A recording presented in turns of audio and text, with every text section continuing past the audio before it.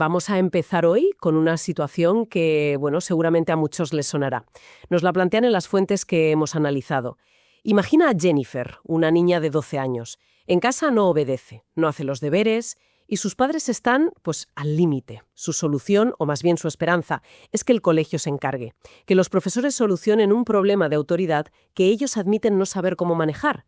Y el autor de nuestra fuente principal, Ted Tripp, dice que esto no es un caso aislado, es el síntoma de algo mucho más grande, una cultura que en la crianza, y cito, ha perdido el rumbo.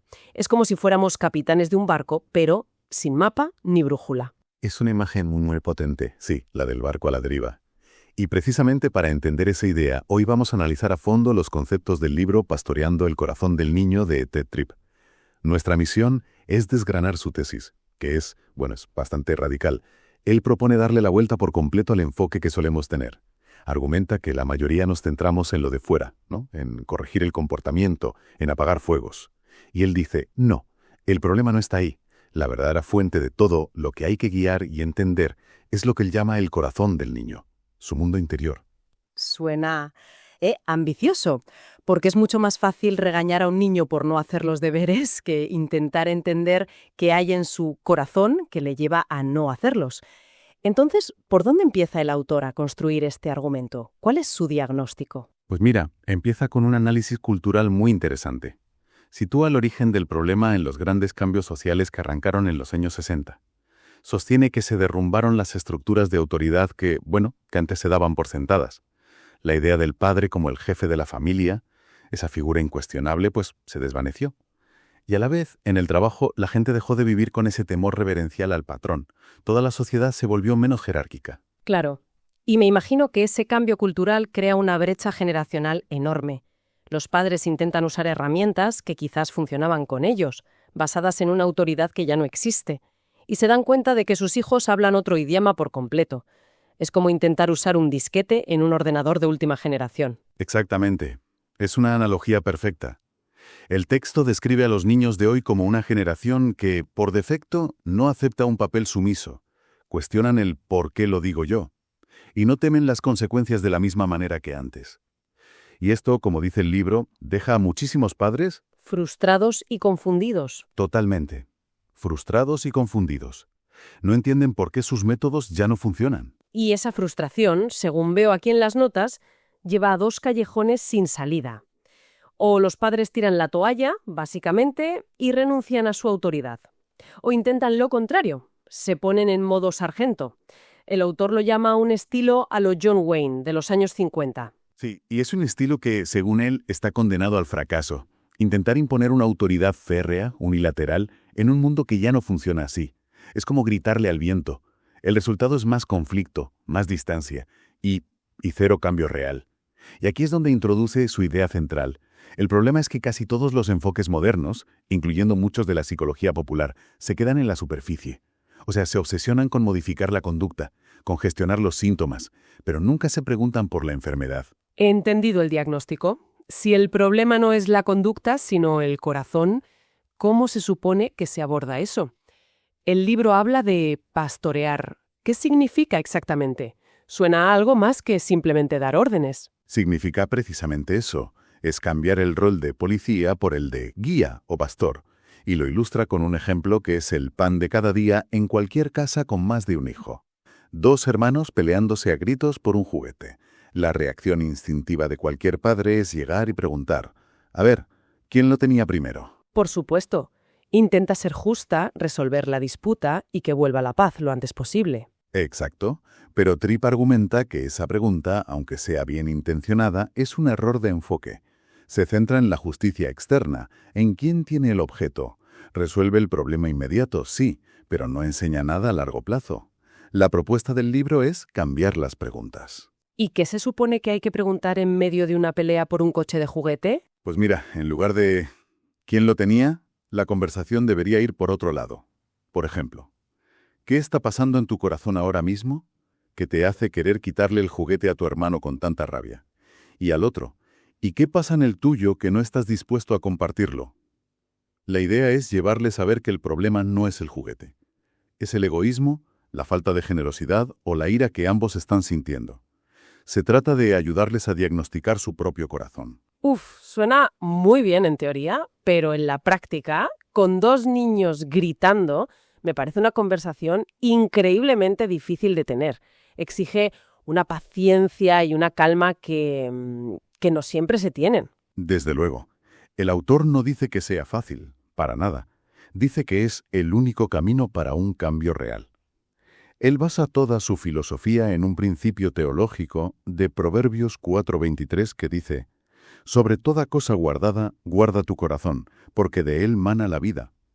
Desde esta perspectiva, el corazón no es solo el lugar de los sentimientos, es el centro de control de la persona, el origen de los pensamientos, las decisiones, las acciones. Por eso, el objetivo final no puede ser simplemente tener hijos obedientes. La meta es que entiendan por qué actúan como actúan y que deseen un cambio desde dentro. Vale, aceptemos la premisa. El objetivo es formar el mundo interior. ¿Cómo se hace eso? He leído en las notas que el autor usa una analogía que me ha llamado mucho la atención. Algo sobre un bebedero de cemento para cerdos. Suena un poco extraño. ¿Nos puedes explicar qué quiere decir con eso? Cómo construir ese bebedero.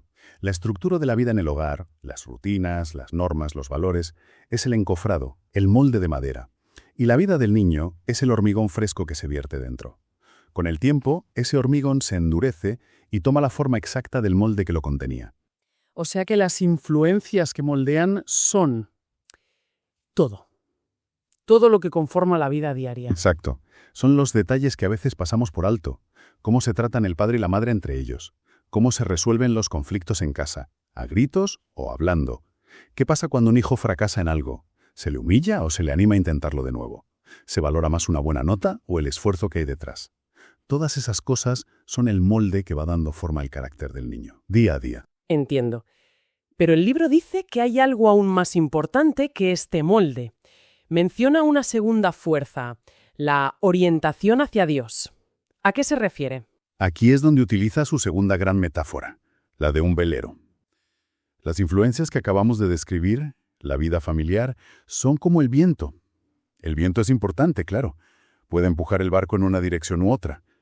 Pero lo que realmente determina el rumbo final de la nave no es el viento, sino la posición de la vela.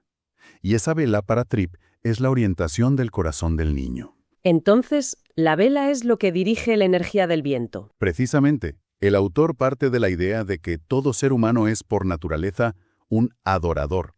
La pregunta no es si adorará, sino ¿a quién o a qué adorará? En sus textos hay una imagen que lo ilustra muy bien. Una figura humana que puede mirar hacia arriba, en vertical, hacia Dios, o puede mirar hacia los lados, en horizontal, hacia lo que él llama ídolos. Ídolos. Eso suena muy del Antiguo Testamento.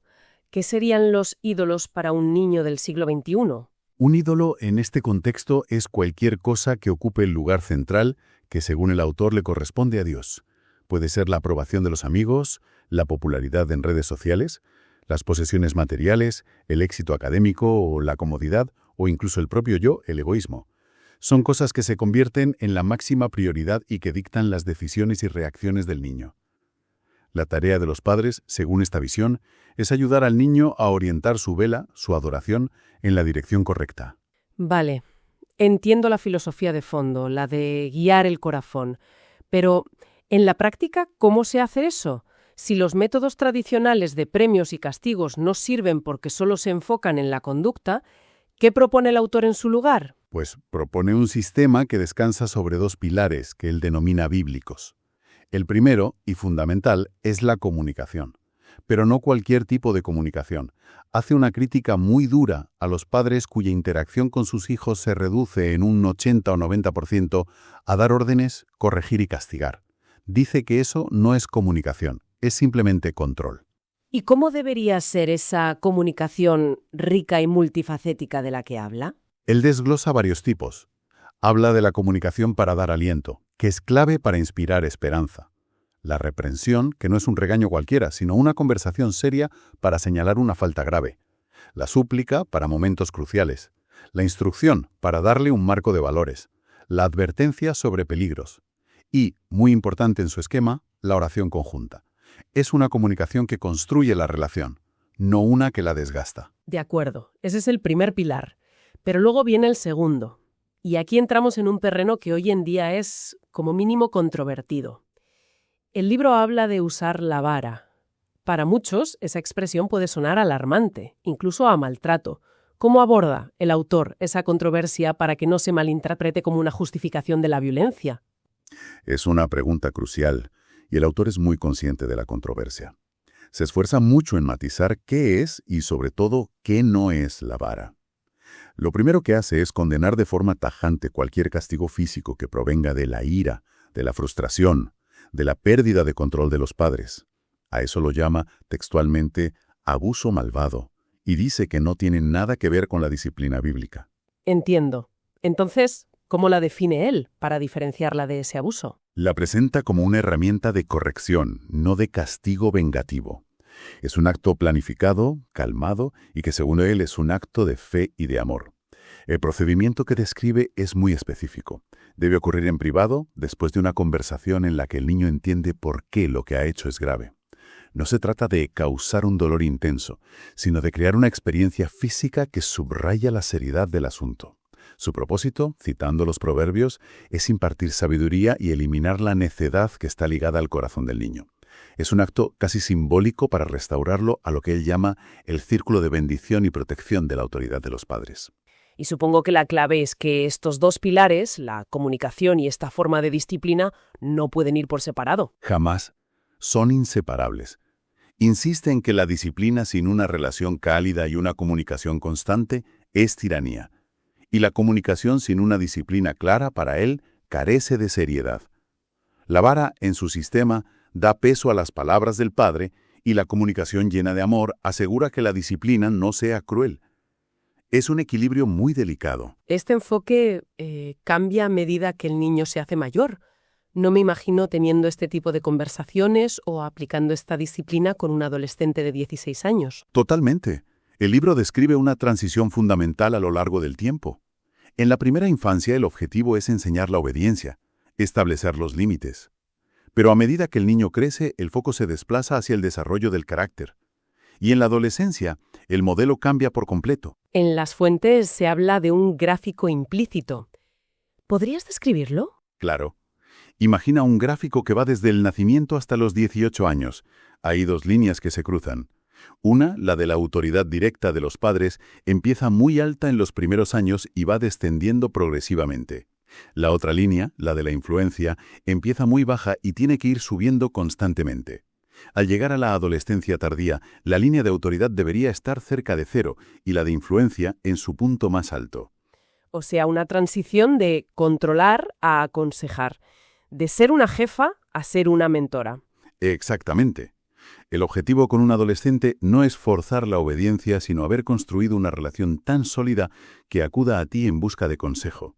Y el fin último de todo el proceso es lo que el autor llama la internalización del Evangelio. No se trata de que el adolescente obedezca por miedo o por costumbre, sino de que a través de sus propias dudas y reflexiones llegue a hacer suya la fe y los valores que se le han enseñado. ¿Es de fe o de identidad? Su papel ya no es el de controlador, sino el de pastor y consejero. Es el momento de escuchar más que de hablar, de hacer preguntas en lugar de dar respuestas, de acompañarle mientras navega sus dudas y construye lo que el autor llama una mente cristiana. Es decir, la capacidad de analizar el mundo, la cultura, sus propias decisiones desde un marco de valores sólido. La relación se transforma idealmente en una de confianza, donde el hijo acude a los padres no por obligación, sino porque valora su sabiduría. Cal en la crianza.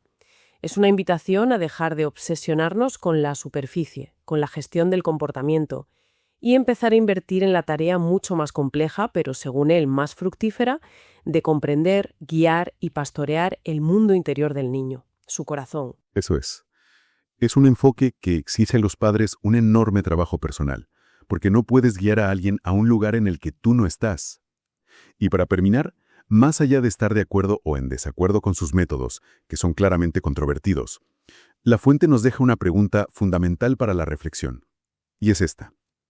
En nuestras interacciones diarias con los niños, sean nuestros hijos, sobrinos o alumnos, ¿cuánto de nuestro tiempo y energía se dedica a la conveniencia del momento, a solucionar el problema inmediato para que dejen de molestar, ¿Y cuánto se dedica a la inversión a largo plazo? A la tarea lenta y paciente de entender y formar su carácter, su mundo interior. ¿Qué ganamos y qué perdemos con cada uno de esos enfoques? Muchísimas gracias por acompañarnos hoy. Nos vemos en el próximo episodio. Gracias, hasta pronto.